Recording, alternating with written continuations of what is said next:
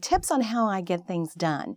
I have a lot of energy. I've always had a lot of energy. So I don't necessarily relate to the deep thinker. So if you are a deep thinker and you're the kind of person who's very reflective, you can still be an incredibly powerful leader. But I tend to be kind of high-strung and nervous. It kind of drives some people crazy. And so I actually take a deep breath and try to calm myself down sometimes so that I don't overpower with too much noise the people that I'm working with. So that's just a tip for you people that may be really high energy, and for those of you who are quieter and more introverted in your thinking. You can be a very powerful leader as well. Other tips for how I get things done.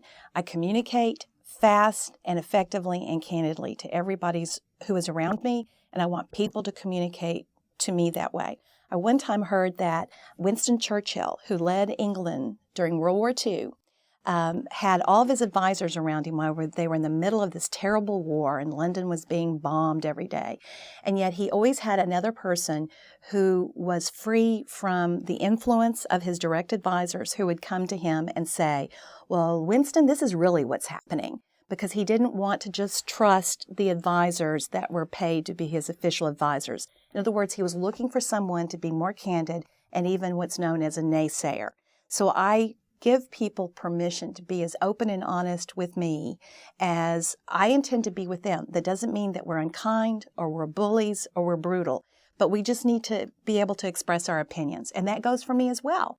And I will sit people down and say, now, you know I love you. I know you're brilliant and you're doing a great job, but I really think we've got to look at this and this. And they have permission to talk to me, even though I may be the lead of the organization. They have the right to speak to me with as much critique as I do with them. But I also would like for them to be nice to me and say I'm doing a good job too, as I do to them. And that's really what keeps me going.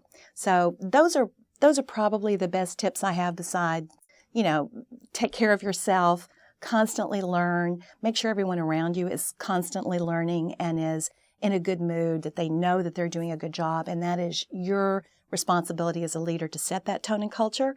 But I would expect that of you anyway. So the rest of this more is Tammie tips on how to keep things going. And I think it really boils down just being really honest and giving permission to be honest back to you.